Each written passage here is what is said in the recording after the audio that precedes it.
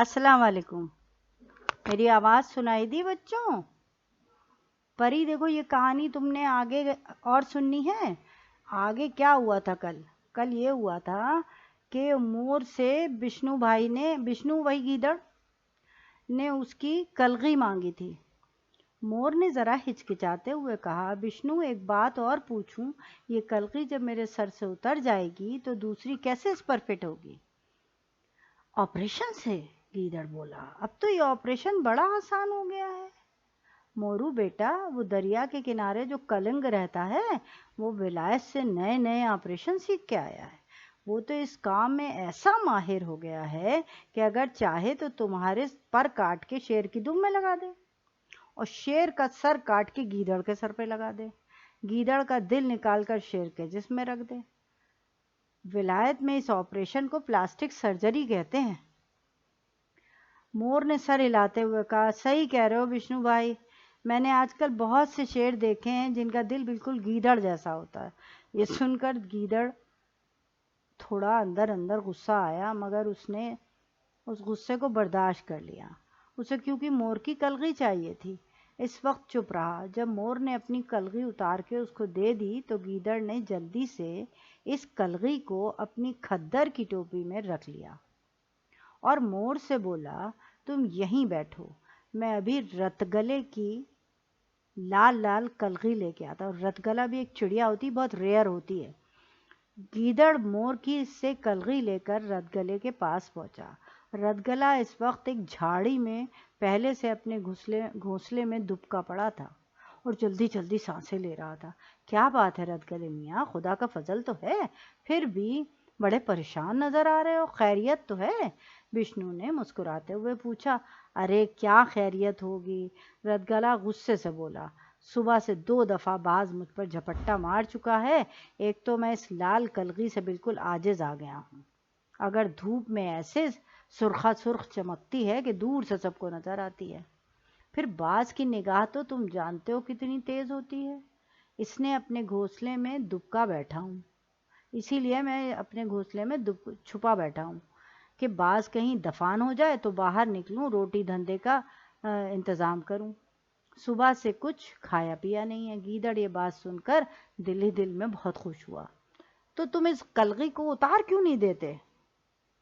रतगला जो अपनी चोंच खोल कर बोला, वाह, अल्लाह ने एक ही तो एक खूबसूरत चीज़ मुझे दी है, वरना अपने पास है क्या? एक टूटा हुआ घोंसला, 4 तिनके, 1 लंगोटी, 1 कलगी, अल्लाह अल्लाह खैर सल्ला। इसी में फाका मस्त रहते हैं, मगर फिर भी खुश रहते हैं। तुम्हारी चूटियों की तरह नहीं कि साल भर दाना दाना जोड़ के अनाज के टीले के पीछे छुपाया और एक दिन जो हाथी का पांव टीले के ऊपर पड़ा तो सब गायब। अपन तो रोज कमाते हैं, रोज खाते हैं, कल की फिक्र खुदा करेगा।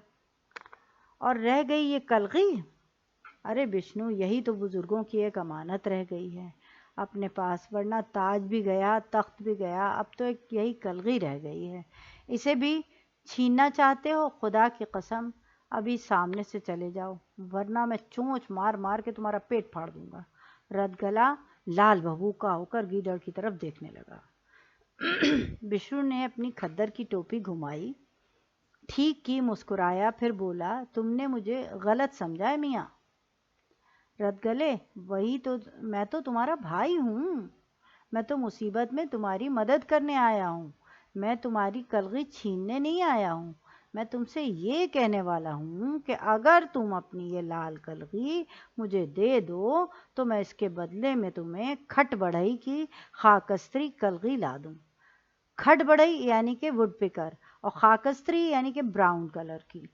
एक तो इस कलगी का रंग खाकस्त्री है, इसलिए बाज की निगाह आसानी से इस पर नहीं पड़ेगी और तुम दिन भर मज़े में सारे जंगल में दनदनाते फिरना। और फिर देखो मियाँ रतगले, खटबड़ई की कलई तुमसे बड़ी भी है और शानदार भी है। रतगले ने खुश होकर कहा, वल्लाह ये बात तो बड़ी माकूल कही तुमने। गीदड़ बोला, लाओ अपनी कलगी मुझे दे दो, मैं अभी खटबड़ई की कलगी तुम्हारे लिए लेकर आता हूँ। ये कलगी उसे दूंगा और उसकी कलगी तुम्हारे लिए ले आऊँगा। بہت اچھا، یہ کہہ کر رت گلے نے اپنی سرخ رنگ کی چمکتی ہوئی خوبصورت کلغی گیدڑ کے حوالے کر دی، اور گیدڑ نے اسے جلدی سے اپنی کھدر کی ٹوپی میں چھپا لیا اور بھاگتا ہوا کھٹبڑئی کے پاس چلا گیا، جو اس وقت جنگلی آم کے پیڑ کے ایک تنے سے لگا اپنی لمبی تیز چونچ سے درخت کے تنے پر کھٹ کھٹ کر رہا تھا۔ سناؤ جی کھٹبڑئی جی، کیا کر رہے ہو؟ کھٹبڑئی نے اپنی لمبی تلوار سے چونچ کا رخ تنے سے پھر کھٹبڑئی نے اپنی لمبی تلوار جیسی چونچ کا رخ تنے سے پھیر کر گیدڑ کی طرف کیا۔ آؤ آؤ گیدڑ بھائی، بولو کیا پیو گے، لسی شسی؟ نہیں جی، تمہارے مہربانی کھٹبڑئی جی مہاراج، گیدڑ نے بڑے مسکین لہجے میں کہا، کیونکہ اسے کھٹبڑئی کی تیز فولادی چونچ سے بڑا ڈر لگتا تھا۔ کہیے کیا کام وام ہوئے، کیا چل رہا ہے؟ واحے گرو کی کرپا ہے لال گیدڑ مل جی، تم کہو۔ گیدڑ ذرا اور قریب آ کے کھٹبڑئی سے بولا، کچھ معلوم بھی ہے؟ جنگل میں انقلاب آنے والا ہے، یہ کیا ہوتا ہے؟ آتا ہے تو آنے دو بادشاہو، ہم تو اب بھی اپنی چونچ کی کمائی کھاتے ہیں، اس وقت بھی اپنی چونچ کی کمائی کھائیں گے۔ مگر ایک بات تم نے سنی نہیں؟ وشنو گیدڑ نے آہستہ سے کہا۔ سنا ہے انقلاب میں سب کلغی والے پرندوں کو جان سے مار دیا جائے گا۔ وہ کیوں؟ کھٹبڑئی نے ذرا پریشان ہو کر پوچھا۔ اس لیے کہ ان کے سر پر کلغی ہے، اور کلغی راجاؤں کے سر پہ ہوتی ہے، اس لیے وہ لوگ راجا ہوئے۔ جب انقلاب آئے گا تو راجا لوگ ختم کر دیے جائیں گے۔ باپ رے باپ، کھٹبڑئی نے گھبرا کر کہا، اب کیا ہوگا؟ گیدڑ نے اپنی کھدر کی ٹوپی، مور کی اور رت گلے کی کلغیاں نکال کے دکھائیں اور کہا، دیکھو بھائی کھٹبڑئی، اپنا تو اس میں کوئی فائدہ نہیں ہے، میں تو تم لوگوں کے بھلے کے لیے کام کر رہا ہوں۔ یہ دیکھ لو، یہ مور کی کلغی، رت گلے کی اور یہ رکھی ہے، اس کی کلغی لے کر آیا ہوں، انہیں لے جا کر دریا میں پھینک دوں گا۔ اب اگر تم چاہتے ہو تو تم بھی اپنی کلغی مجھے دے دو، پھر انقلاب آئے گا تو کچھ نہیں ہوگا۔ کھٹبڑئی نے خوشی سے کہا، کلغی کیا، تم میرا سر بھی لے لو، مگر میری جان کسی طرح بچا دو بھائی، اس انقلاب سے میں گھبرا گیا ہوں۔ اتنا کہہ کر کھٹبڑئی نے کھٹ سے اپنی کلغی اپنے سر سے کاٹ کر گیدڑ کو دے دی۔ گیدڑ خوشی خوشی بھاگتا ہوا آگے چلا گیا۔ ندی کے کنارے جا کر اس نے تینوں کلغیوں کو اپنی ٹوپی میں لگا لیا اور کالے ہاتھیوں کے گلے کے پاس جا کے کہنے لگا، بولو ایک نہیں 3 کلغیاں لے آیا ہوں، بولو اب راجا بناؤ گے مجھے؟ جب کالے ہاتھیوں نے گیدڑ کے سر پر 3 کلغیاں دیکھیں تو انہوں نے بھی اپنے گھٹنے ٹیک لیے اور خوشی سے چنگھاڑ کر بولے کہ تم آج سے ہمارے نئے راجا نہیں، راجیپال کہو۔ گیدڑ ذرا فخر غرور سے تن کر بولا، یدی تم ہماری چھتر چھایا میں سوئم آ گئے ہو تو ہم نہیں ہیں مہاراج، ہم نہیں سمجھے مہاراج۔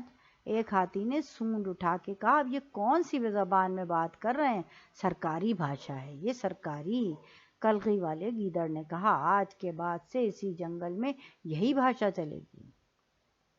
مگر گیدڑ کو معلوم تھا کہ جب تک جنگل میں شیر موجود ہے ہاتھیوں پر حملے کرتا رہے گا، اس کی حکومت نہیں چلے گی، اس لیے اس نے شیر سے یارانہ گاٹھا، یارانہ مطلب دوستی، اور ادھر کالے ہاتھیوں کو اکٹھا کر انہیں ایک جگہ چھپ جانے کو کہا۔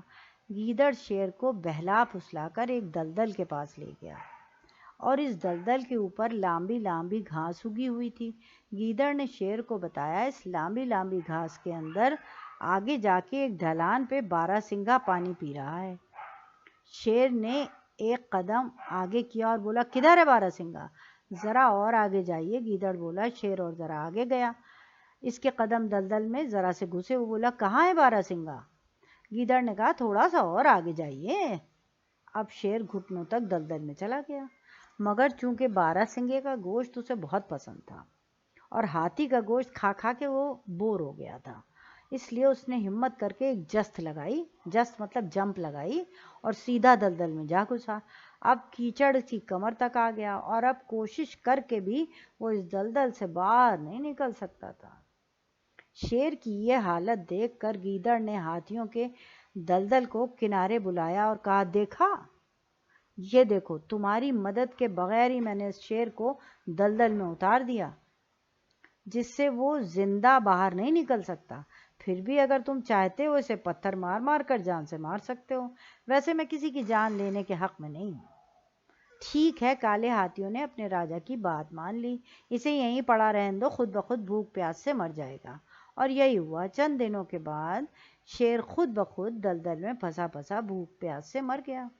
ادھر گیدڑ نے موقع پا کے کالے ہاتھیوں کو اکسایا اور انہیں اپنے پرانے راجا یعنی کاہل سفید ہاتھی پر حملہ کر دیا اور اسے شاہی محل سے باہر نکال دیا اور اسے دھکیلتے ہوئے جنگل کے باہر چھوڑائے اور اس سے کہہ دیا کہ اگر اس نے پھر کبھی اس جنگل کا رخ کیا تو اس کی ہڈی ہڈی توڑ دی جائے گی۔ سفید ہاتھی کو اس بات پر بہت غصہ آیا کہ ایک گیدڑ نے اسے شاہی محل سے نکلوا دیا اور خود راجا بن بیٹھا، نہ صرف ہاتھیوں کا بلکہ سارے جنگل کا۔ وہ دو ایک دن جنگل سے باہر موقع کی تاک میں رہا، کیونکہ ہاتھی میں انتقام کا جذبہ بڑا زبردست ہوتا ہے، انتقام مطلب بدلہ لینا۔ آخر ایک روز اسے گیدڑ جنگل کے کنارے مل گیا، چہل قدمی کرتا ہوا مل گیا۔ سفید ہاتھی نے چنگھاڑ کر گیدڑ پر حملہ کیا اور اسے ایک لخت اپنی سونڈ میں اوپر اٹھا لیا اور بولا، بولو اب پٹک دوں زمین پر اور اپنا پاؤں رکھ کر نکال دوں تیرا بھرکس؟ رحم رحم مالک رحم۔ گیدڑ گڑ گڑایا۔ تو جانتا ہے، سفید ہاتھی نے نفرت سے اس کی طرف دیکھا، کہ تو نے اپنی چالاکی سے میرا تاج و تخت مجھ سے چھین لیا، میرا جنگل کا راج۔ گیدڑ نے رو رو کر کہا، مجھ سے قصور ہوا علی جا، اب کبھی ایسا قصور نہیں ہوگا، مجھے چھوڑ دیں، میں تمہیں اس جنگل کے بدلے 7 سمندروں کا راجا بنا دوں گا۔ وہ کیسے؟ سفید ہاتھی نے پوچھا۔ گیدڑ بولا، سمندر پر ویل مچھلی کا راج ہوتا ہے، جو شخص بھی ویل مچھلی پر فتح پالے گا وہ سمندر کا راجا کہلائے گا۔ سفید ہاتھی بولا، مگر میں کیسے ویل مچھلی پر فتح پا سکتا ہوں؟ میں تو تیر بھی نہیں سکتا۔ گیدڑ نے کہا، آلی جا، آپ کو تیرنے کی ضرورت نہیں ہے، میں کسی بہانے سے ویل مچھلی کو سمندر کے کنارے لے آؤں گا، بس آپ اپنی اس طاقتور سونڈ سے اٹھا کر زمین پر پٹک دیجیے گا اور وہ لوٹ پوٹ کر مر جائے گی، اور آپ اسی وقت سے نہ صرف اس جنگل کے بلکہ 7 سمندروں کے راجا بن جائیں گے، اور آفتاب کبھی آپ کی حکومت میں نہیں ڈوبے گا۔ آفتاب کیا ہوتا ہے؟ آفتاب مطلب سورج۔ پھر تم کیا کرو گے؟ سفید ہاتھی نے گیدڑ سے پوچھا۔ میرا کیا ہے؟ گیدڑ نے سرد بھر کے کہا، میں اس دنیا سے اکتا چکا ہوں، میں سنیاس لے کر کہیں چلا جاؤں گا اور آپ مزے میں راج کیجیے گا۔ ہاتھی نے گیدڑ کو اپنی سونڈ سے اچھی طرح پکڑ لیا اور بولا، چلو سمندر کے کنارے، ابھی چلو اور ویل مچھلی کو ابھی بلاؤ۔ ہاتھی کا خیال تھا کہ جیسے ندی کی مچھلیاں ہوتی ہیں ایسے ہی ویل مچھلی ہوگی، زیادہ سے زیادہ ہوگی تو دریا کی مچھلیوں سے 4 گنا بڑی ہوگی، اسے تو وہ پاؤں کی ایک ٹھوکر سے ختم کر دے گا۔ ادھر گیدڑ کا کچھ اور ہی خیال تھا کہ گیدڑ نے ہاتھی کو سمندر کے کنارے لے جا کر کھڑا کیا اور سمندر کی طرف منہ کر کے آواز دینے لگا، ویل ویل پانی کی ریل، سفید ہاتھی آتا ہے تجھ سے لڑائی چاہتا ہے، ویل ویل پانی کی ریل، سفید ہاتھی آتا ہے تجھ سے لڑائی چاہتا ہے۔ سمندر کی لہروں میں ایک طوفان سا پیدا ہوا اور ایک جہاز نما کالی مورت لہروں پر تیرتی ہوئی دکھائی دی اور چیخ چیخ کر بولی، میں ہوں ویل رانی، کون کرے آنا کانی، میں ہوں ویل رانی، کون کرے آنا کانی، کھا جاؤں اس کو کچا، کدھر ہے ہاتھی کا بچہ، کھا جاؤں اس کو کچا، کدھر ہے ہاتھی کا بچہ۔ ادھر سفید ہاتھی ساحل پر کھڑے کھڑے چنگھاڑا، ادھر پانی میں ویل نے زور سے دہاڑا، ادھر ہاتھی نے زور سے ساحل کی ریت پر پاؤں مارے کہ دور دور تک ریت کی آندھی اڑنے لگی۔ ادھر ویل نے اپنے منہ میں پانی بھر کر اتنے زور سے اوپر اچھالا کہ ہزاروں فٹ تک پانی کا فوارہ ابلتا چلا گیا۔ ویل ساحل کے قریب آتی گئی، سفید ہاتھی بھی غصے میں آ کر پانی میں گھس گیا۔ ویل اور قریب آ گئی، ہاتھی اور اندر پانی میں گھس گیا۔ ویل کو اور قریب آتے دیکھ کر ہاتھی نے اسے پکڑنے کے لیے اپنی سونڈ اوپر اٹھائی۔ ویل نے اپنا جہاز نما منہ کھولا اور اس زور کا سانس اندر کو لیا کہ ہاتھی میں اپنی سونڈ اور چاروں پاؤں کے غڑپ سے ویل کے منہ میں چلا گیا۔ ہاتھی کو نگر ویل مچھلی نے سمندر میں غوطہ لگا اور پانی کے اندر چلی گئی۔ کنارے پر کھڑے کھڑے گیدڑ نے خوشی سے قہقہا لگایا اور جنگل کو واپس ہو گیا۔ اب اسے کسی کا ڈر نہ تھا۔ جنگل میں اب سفید ہاتھی رہا نہ شیر رہا، اب وہ اکیلا ہی سارے جنگل کا راجا ہے۔ اب اس کے آگے کی کہانی میں آپ کو پھر سناؤں گی آج یہیں پر۔ خدا حافظ، فی امان اللہ۔